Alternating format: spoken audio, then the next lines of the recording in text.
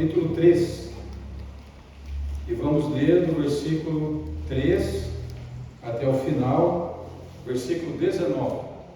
Mesmo assentados, vamos acompanhar a leitura da palavra do Senhor. Abacuque 3, de 3 a 19.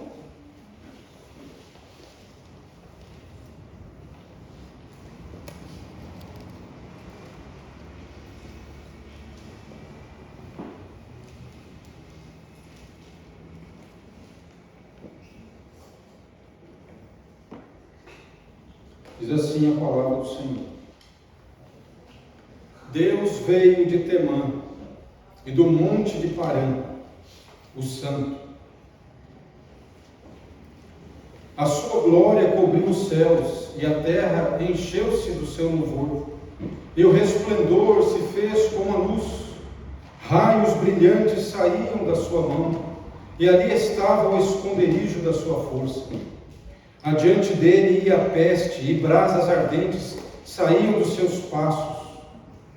Parou e mediu a terra, olhou e separou as nações, e os montes perpétuos foram esmiuçados. Os outeiros eternos se abateram, porque os caminhos eternos lhe pertencem. Vi as tendas de Cusã em aflição, tremiam as cortinas da terra de Midian. Acaso é contra os rios, Senhor, que estás irado? É contra os ribeiros a tua ira? Ou contra o mar o teu furor? Visto que andas montado sobre os teus cavalos e nos teus carros de salvação? Descoberto se movimentou o teu arco, os juramentos feitos às tribos foram uma palavra segura.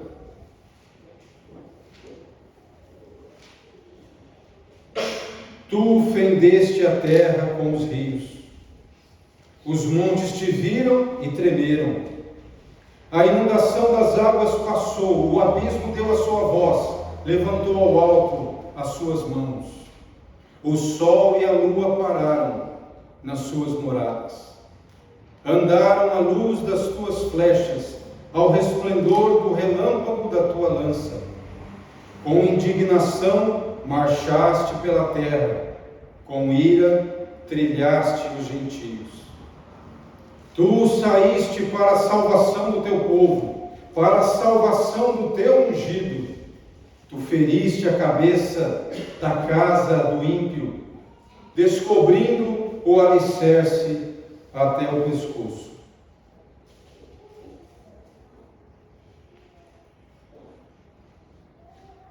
Tu traspassaste com as tuas próprias lanças a cabeça das tuas vidas.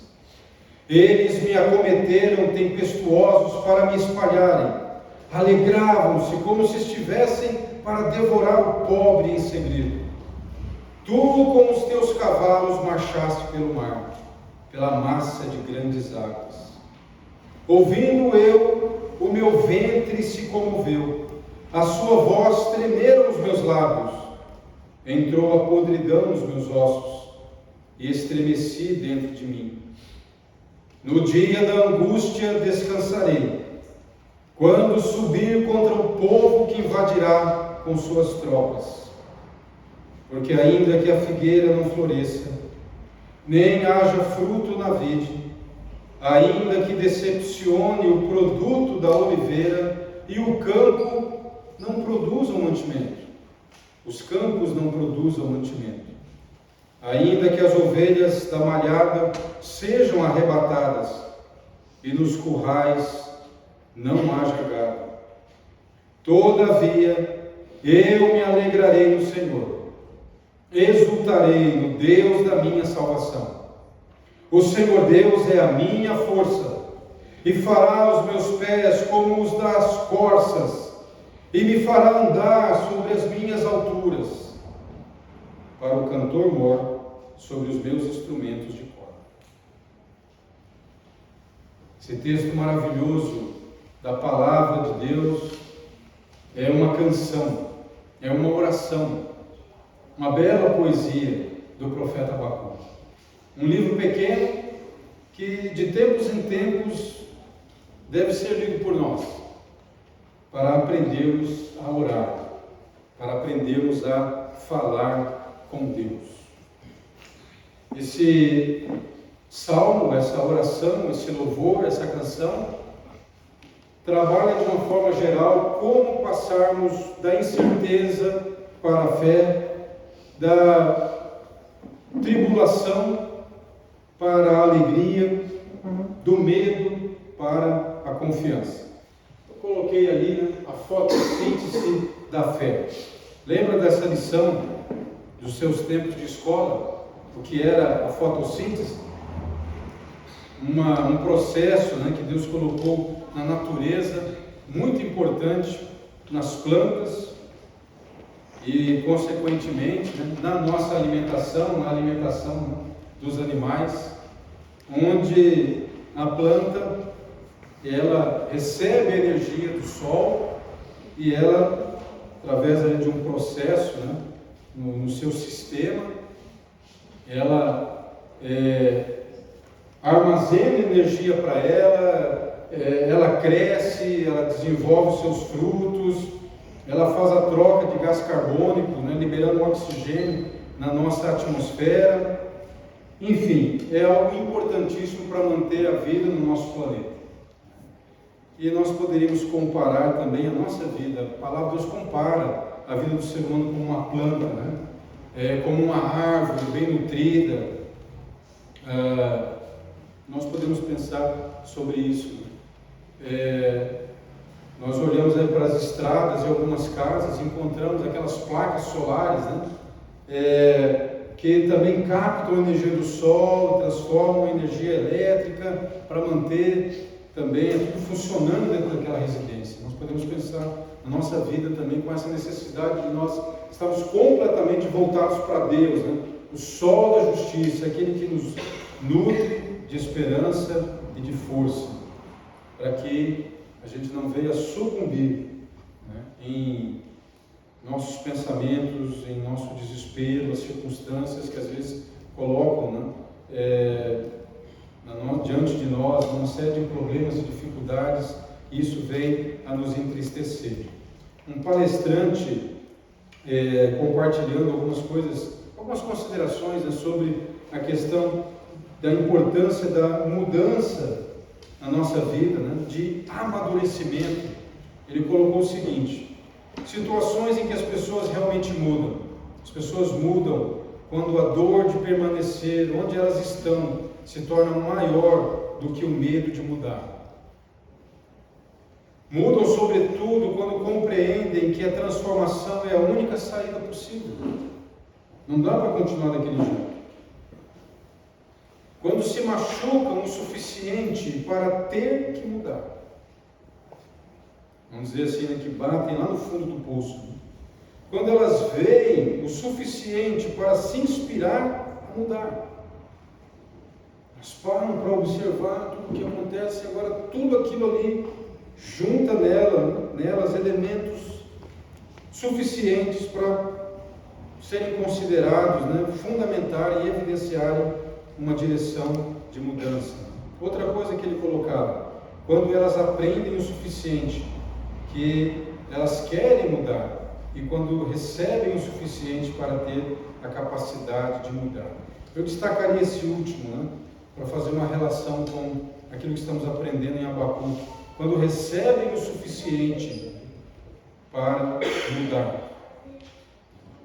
Então, a graça de Deus, poderíamos entender aqui, caminhando nessa linha, ela nos fornece o suficiente que nos move na direção de uma mudança real. Pode ser instantânea? Pode, mas também pode ser progressiva, pode ser um processo, pode ser uma caminhada, né? Não sei se alguém decifrou essa imagem aí, esses anéis, esses dedos, né? Essa vinha e aqueles cachorros ali na frente. Alguém conseguiu decifrar de quem está falando essa imagem aí, de que episódio da Bíblia? O irmão Sérgio está fazendo ali sinal que sim, né? Vamos lá, irmão Sérgio, diga para nós aí, o que o irmão acha que é? A vinha de Nabote. É isso aí. E esses dedinhos cheios de anel é de quem? Do rei Acabe. Mas a Jezabel devia ter os dedinhos cheios de anel e a mão dela também está nessa situação. É verdade. Então, vocês sabem da história, né? O rei Acabe tinha um reino, riqueza, bens e tudo, mas ele cobiçou aquilo que era de outra pessoa. E ele se entristeceu, porque ele ofereceu para comprar, né, essa outra vinha, né, de Nabote lá, e ele recusou. E aí, ele, triste lá, conversou com a sua esposa, Jezabel, uma mulher ímpia, uma mulher avarenta, uma mulher que não tinha o temor do Senhor. Disse: mesmo que você é rei e vai ficar aí chorando por isso. Ela foi, contratou algumas pessoas para acusarem o dono da vinha de blasfêmia, montou ali uma situação. O pobre homem inocente foi apedrejado e morreu. E numa determinada parte lá, né, onde ele morreu, o sangue dele ali, os cachorros lamberam. E aí o profeta Elias foi enviado ao rei e disse para o rei: você acha que isso vai ficar impune? No mesmo lugar onde os cachorros lamberam o sangue de Nabote, eles vão lamber o seu sangue.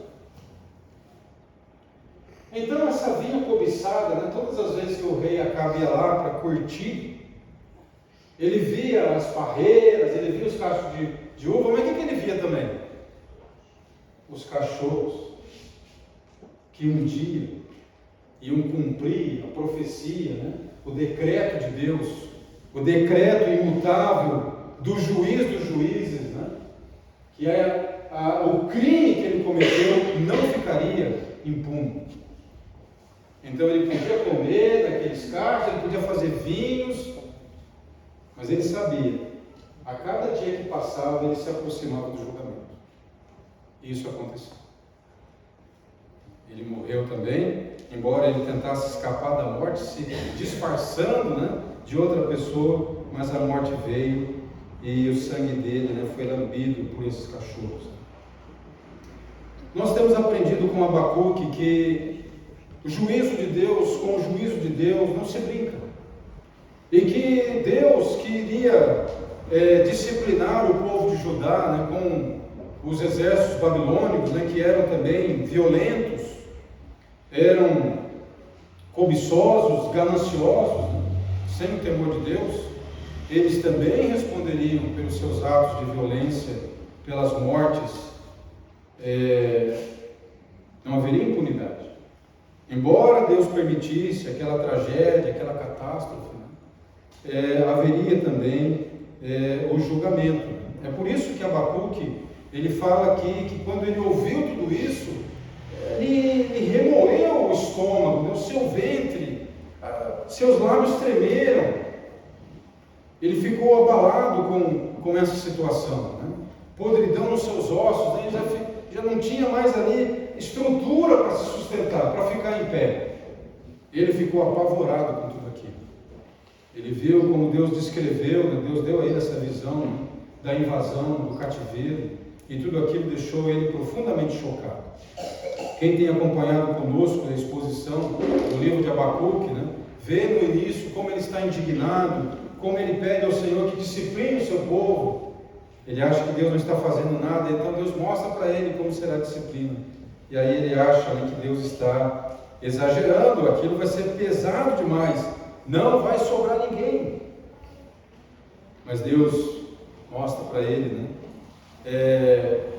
que há um propósito, que Deus não pode compartilhar com ele os detalhes, ele não teria estrutura, né, para suportar, mas que ele confiasse, que ele descansasse, que ele aprendesse e considerasse, né, as oportunidades imensas que Deus deu de misericórdia, né, para com aquele povo.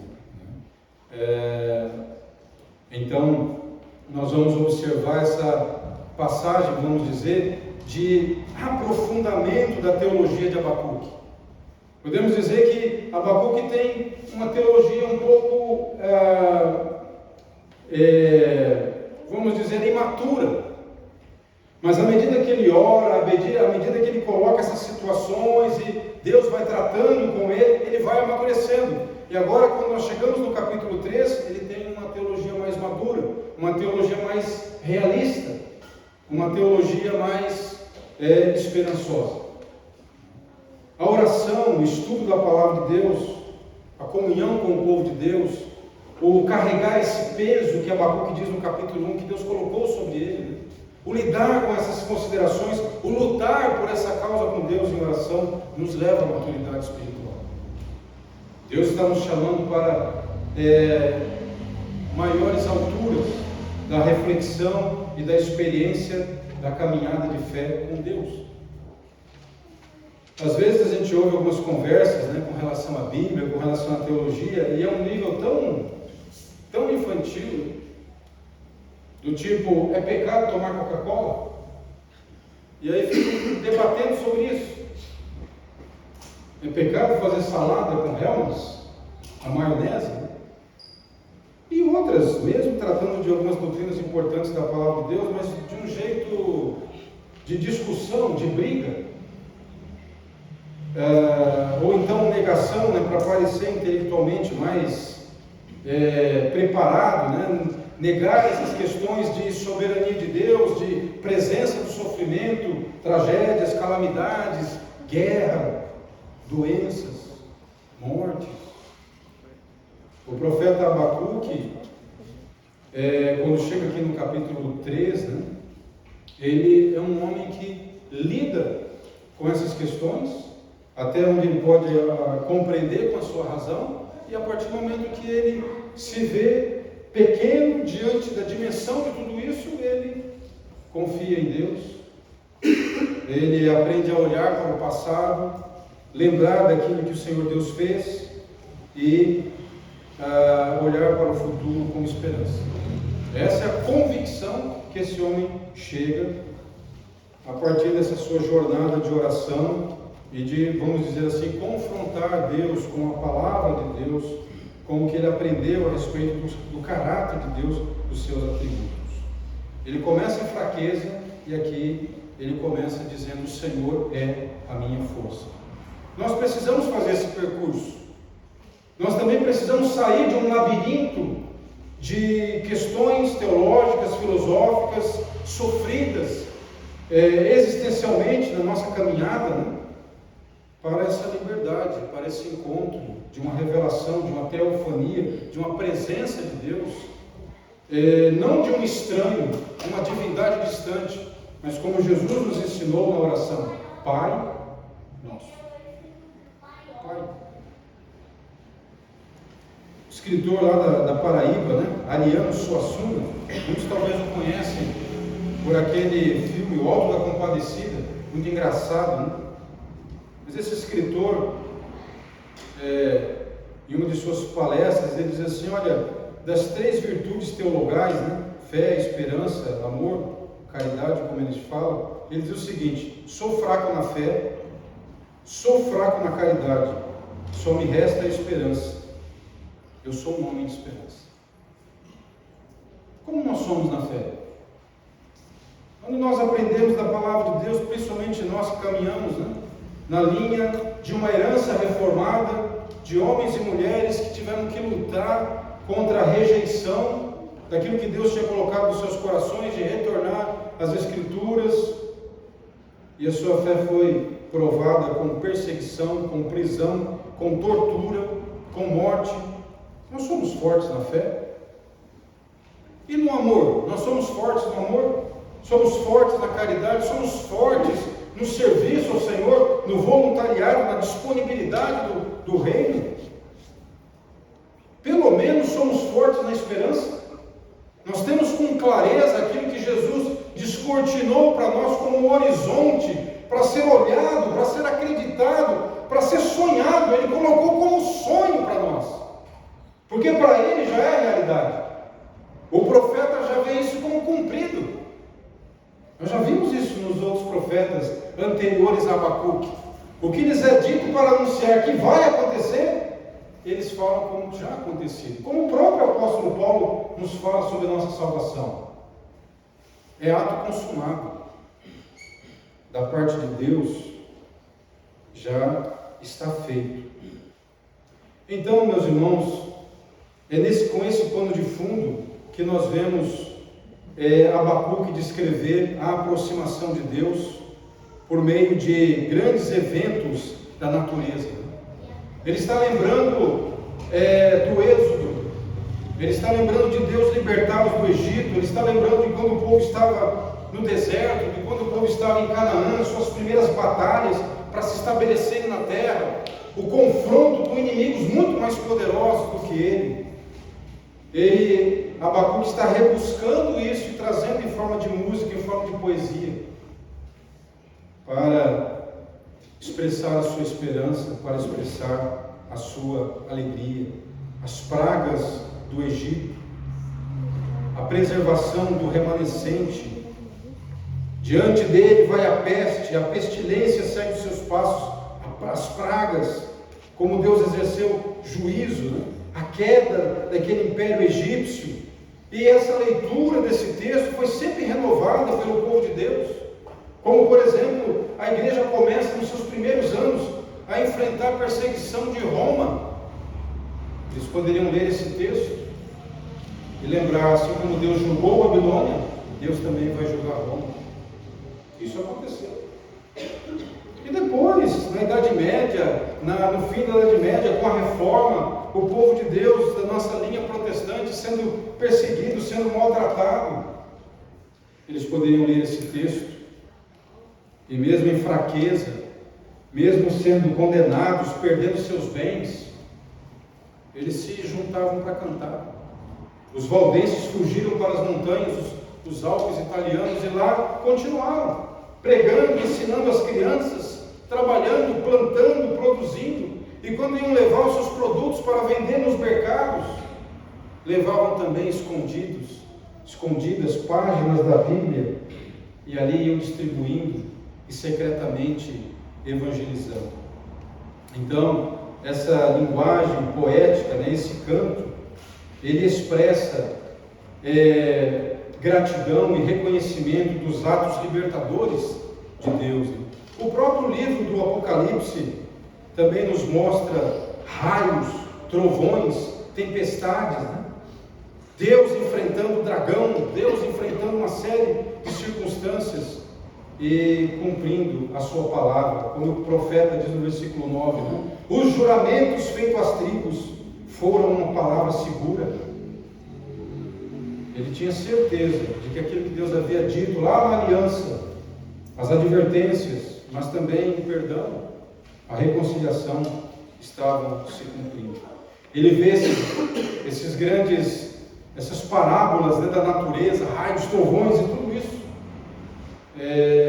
como exemplos daquilo que Deus estava fazendo na história, sua fidelidade. Então, em vez de medo, de pavor, ele está aprendendo a contemplar e a esperar na grandeza do plano de Deus sendo realizado. Os montes estão estremecendo. Vai lembrar episódios, o versículo 11 lá, o sol e a lua pararam. Josué, capítulo 10. Tantas coisas maravilhosas, Veja o versículo 13. Tu saíste para a salvação. Essa palavra em hebraico, salvação, é dela que deriva o nome Josué, que é o nome hebraico de Jesus, que é grego. A igreja deve ter lido esse texto e professado a sua fé de que a salvação plena e completa era Jesus. Veja o que diz a continuação do versículo 13, para a salvação do teu ungido. Ungido em hebraico é Messias, ungido em grego é Cristo. Sem dúvida o profeta estava falando também da salvação do povo, seu povo escolhido. Mas nós aprendemos que Israel fracassou no cumprimento da sua vocação, e Jesus é o verdadeiro Israel. Jesus é o verdadeiro ungido, Jesus é o verdadeiro Cristo. E a igreja podia ler esse texto e certamente se alegrar e celebrar que o bondoso Deus estava estabelecendo também o seu juízo. O pastor David Paulson conta que uma mãe estava colocando seu filho para dormir, orou com ele, o deixou no quarto, apagou a luz, fechou a porta, e enquanto ela se dirigia para o quarto dela, começou uma grande tempestade, trovões, raios, aquela coisa barulhenta, Parece que os nossos irmãos que ficaram aqui ouviram isso de madrugada também, né? Tempestade. E ela, mãe, ficou preocupada, né, com seu filho pequeno. E foi então ao quarto ver se ele estava bem. O pastor David Paulson disse que ela foi tranquilamente, silenciosamente, abriu vagarosamente a porta para não assustá-lo. E quando ela olhou, ele estava sentado na cama, olhando pela janela e dizendo: isso, Senhor, mais um, esse foi muito bom, outro. E ela pensou: achei que ia vê-lo assustado, e ele estava alegre. Há pouco, certamente, ela tinha falado sobre o Deus das tempestades, o Deus que manda o trovão, o Deus que manda o raio. E aquela criança estava olhando para a janela e compreendendo que Deus fazia tudo aquilo. Pastor David Paulson diz: como eu gostaria que nós orássemos como Abacuque, diante de todo esse cenário assustador, e nós orássemos a Deus e dissesse: Senhor, não foi em tempos assim que o Senhor reavivou a sua obra e deu grandes avivamentos e despertamentos para a igreja? Não está na hora, Senhor, de enviar outro desses raios, outro desses tremores, despertar a igreja, tocar corações, movimentar homens e mulheres, teus filhos, derramar o teu Espírito? Mais um, Senhor, mais um grande avivamento.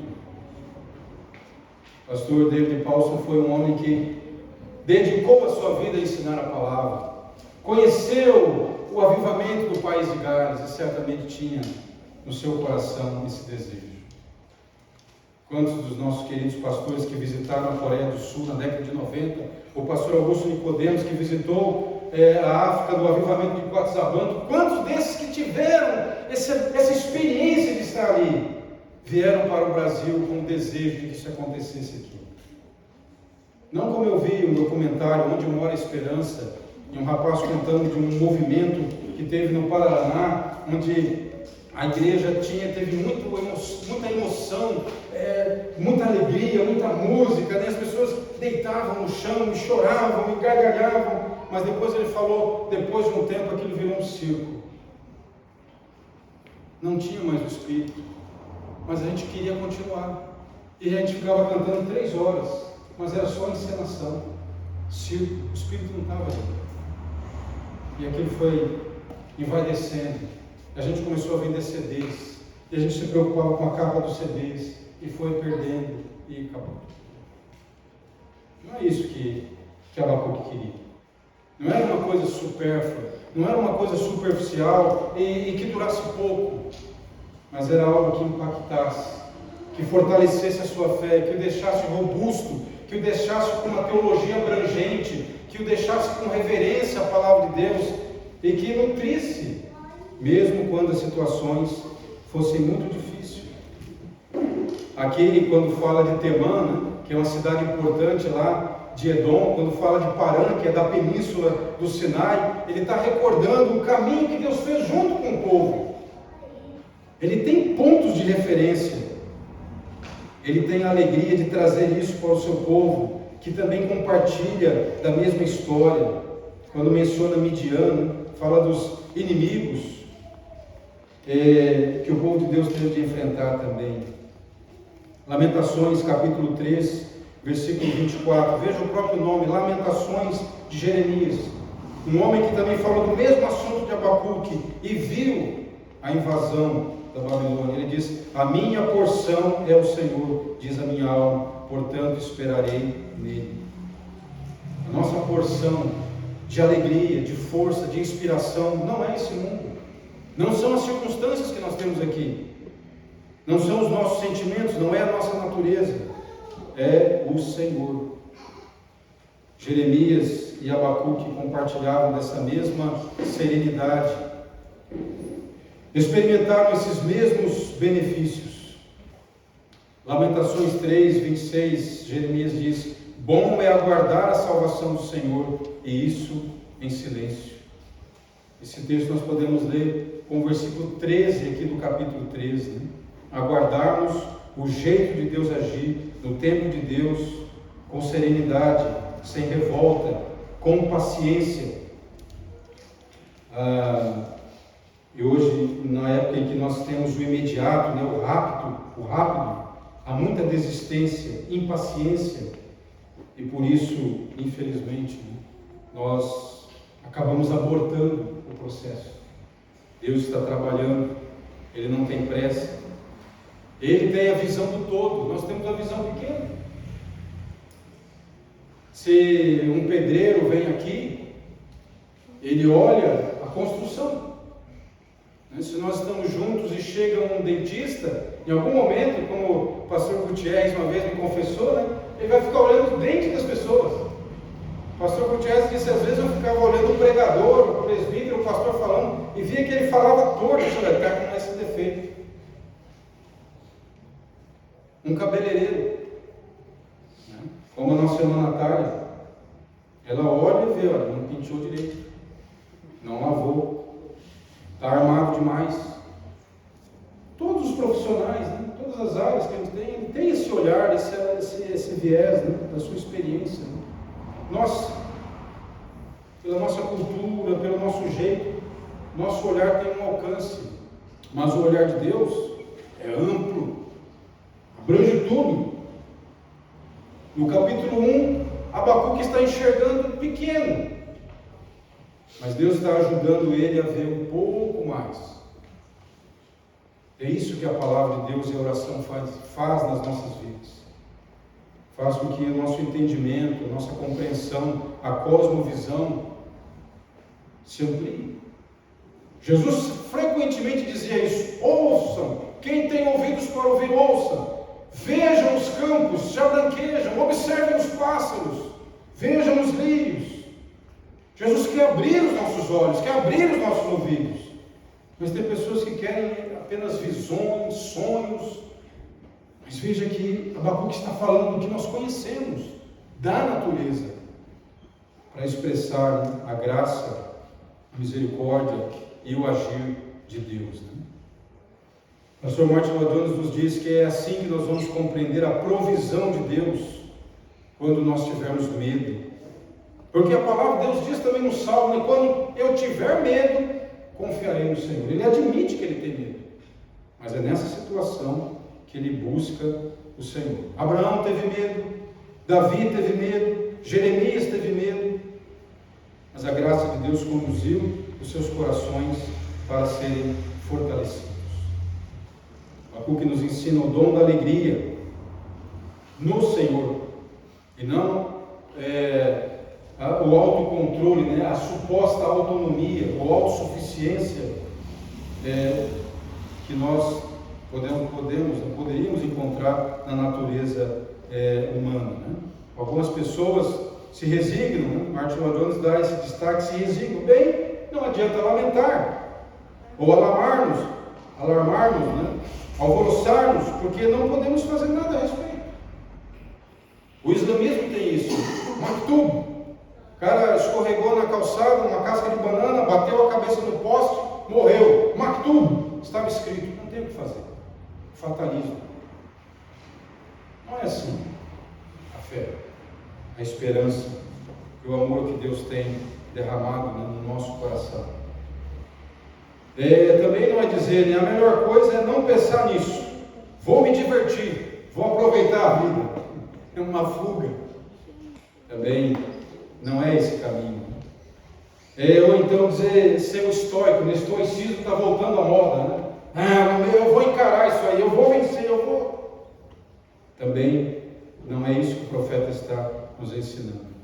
Ele está lembrando de fatos do passado, ele está então permitindo ou buscando que através dessas memórias que Deus lhe deu, desses atos poderosos do Senhor, o seu coração seja fortalecido e nutrido, essa fotossíntese espiritual, podemos dizer, aconteça no seu coração, ele abandone qualquer desvaneio, qualquer fantasia e se fundamente apenas na palavra de Deus. Para uma igreja temerosa, para uma igreja acuada nos nossos tempos, o livro de Abacuque é muito precioso. Aqui está a referência, como lemos, do ungido do Senhor, que é o título usado em referência ao Senhor Jesus Cristo, o Cristo, o ungido. E o nosso coração tem a alegria de nutrir-se nele. Você vai encontrar na história da igreja cristã exemplos de homens e mulheres, né, que tiveram experiências marcantes, e algumas talvez você nem concorde com elas, como elas se conduziram, como elas pensavam, né? Mas é inegável que algumas dessas pessoas tiveram um impacto tão grande, e na sua limitação, na sua capacidade, né, procuraram fazer aquilo que Jesus disse: evangelizar e testemunhar. Por exemplo, depois você dá uma pesquisada aí sobre um homem chamado Arthur Blessitt. Ele morreu 14 de janeiro desse ano, 2025. O pastor David Paulson comenta também sobre ele. Arthur Blessitt, um norte-americano. Esse homem, em determinado momento, diz que viu Jesus andando sobre as águas, né? E aquilo trouxe um impacto muito grande. Ele já estudava a Bíblia, né? E a partir daí ele pegou e montou uma cruz enorme com uma roda no pé da cruz, colocou nos ombros e começou a andar por várias cidades, rodou o mundo inteiro, cidades, aldeias, deserto, ilhas. Isso em década de 60, 70, 80 e até comecinho, né, de 2025. Pegou o movimento hippie, né, década de 60, e ele andou por esse mundo afora com essa cruz. Era uma forma de chamar a atenção, despertar a curiosidade das pessoas. E quando as pessoas se aproximavam, né, e ele ia também a elas, dava um folheto, falava de Jesus, a salvação em Cristo, dialogava com as pessoas, orava com elas. Olha, milhares de pessoas esse homem fez isso. Deixou o conforto da sua casa e andou por esse mundo afora para evangelizar. Tem uma mensagem que ele fala, né, para pessoas que têm medo da morte, né, onde ele conta um dia no quarto, já idoso, né, ele disse que teve um sonho em que anjos cantavam, né, no seu quarto, e ele sentiu como se fosse o momento da morte dele, e aqueles anjos ali celebrando que estariam levando ele para o Senhor.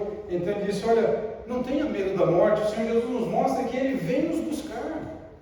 É um momento de encontro, não é um momento de pavor, de tristeza, de pânico.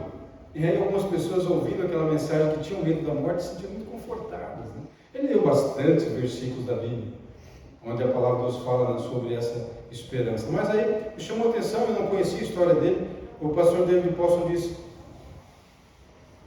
alguma coisa aconteceu no coração desse homem para fazer com que ele abandonasse o conforto da sua casa, o sonho americano, uma casa boa, um carro novo, viver com a sua família, com seus filhos, campo de golfe, isso, para andar por países que ele nem entendia, não falava a língua, e estar ali para falar de Jesus, dar um folheto, passar toda a sua vida arrastando uma cruz, em metrópoles, em cidades paupérrimas, com o único objetivo de falar de Jesus como Salvador. O pastor David Paulson diz: alguma coisa Jesus fez no coração desse homem para ele se dispor a agir dessa maneira. Ele teve esse profundo impacto na sua vida.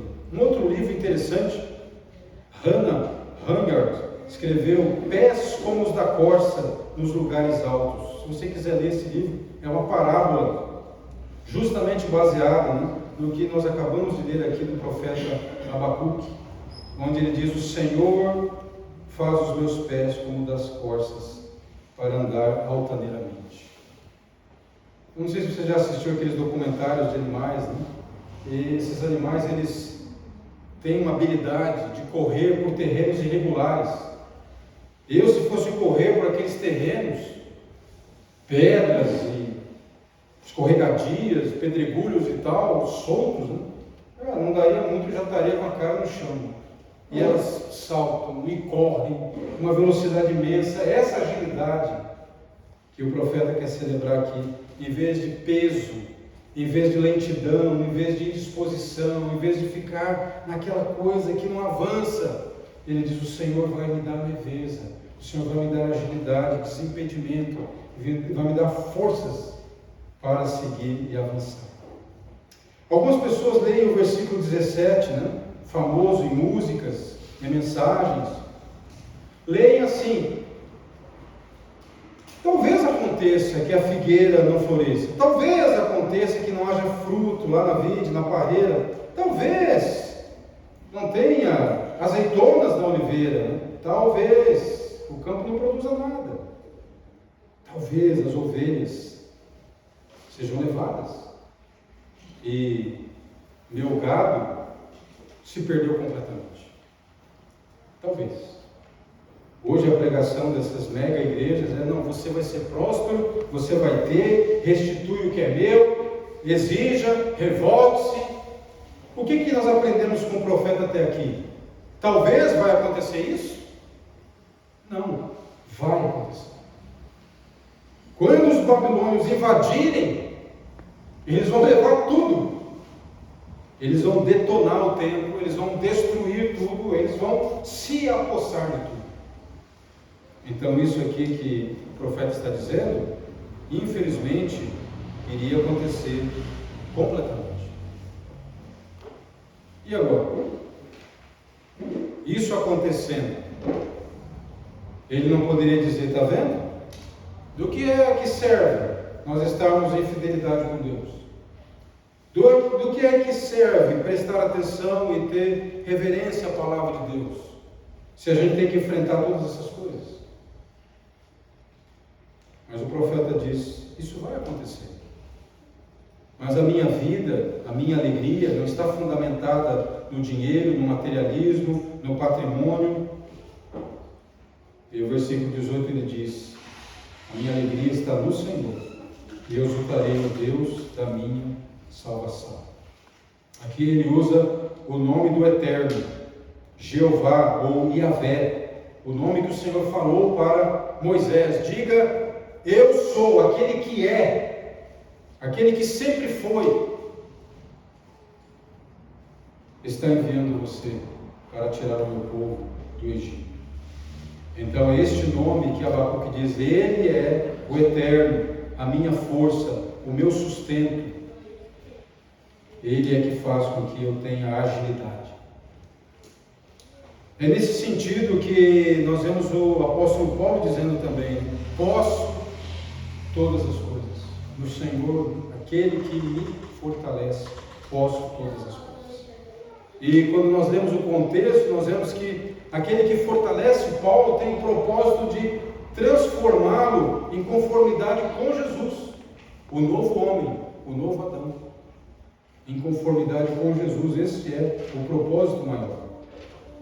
Imagine você ser amigo de Michelangelo, um grande escritor, pintor também, e aí ele convida você para ir lá no ateliê dele, e ele mostra um grande bloco de mármore, e você olha aquilo e diz: tá, para que isso daí? Ele diz: não, vou trabalhar aqui, vou fazer uma bela e maravilhosa escultura de Moisés. Você olha, uma coisa brusca, rude, não tem ideia, de que possa ser feito ali, acha que é uma perda de tempo. Você não conhece muito o talento do seu amigo, e depois de alguns dias ou talvez meses, você volta ali para visitar e ele leva e mostra escultura maravilhosa, cheia de detalhes, muito bem feita, representando o grande líder Moisés. E você olha isso, com um cinzel, com uma marreta, com coisas simples, esse homem fez esse trabalho impressionante. E nós sabemos que esse trabalho existe e até hoje é admirado e respeitado. Nós também podemos confiar, como o profeta aprendeu a confiar, que Deus tem a história nas suas mãos, e o seu poder, a sua sabedoria, o seu plano e o seu propósito vai transformar tudo isso, vai retirar de tudo que a gente vê, muitas vezes com confusão, com guerra, com tantas coisas difíceis de ligar, de conectar. E Deus vai fazer de tudo isso algo bem feito, algo bom, algo útil. É essa perspectiva que Abacuque encerra o seu livro com uma música, com um cântico, com uma oração. Nós também cantamos. Às vezes tem pessoas que não veem o valor, né, de cantar ao Senhor, de expressar a sua fé, de expressar a sua esperança.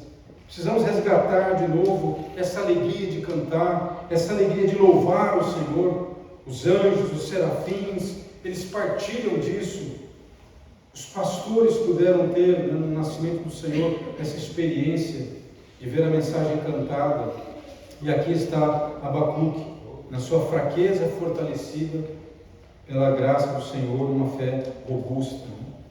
Um poeta chamado Pablo Neruda, ele diz o seguinte: você pode cortar todas as flores, mas não pode impedir a chegada da primavera. Eu gosto da primavera. Ela está chegando, né? Nós já vemos isso na cidade. Quem lê o livro de Nárnia se encanta com aquele momento em que o inverno está já indo embora. As flores estão nascendo, os riachos estão voltando. A palavra de Deus nos mostra que a volta do Senhor Jesus está também para acontecer.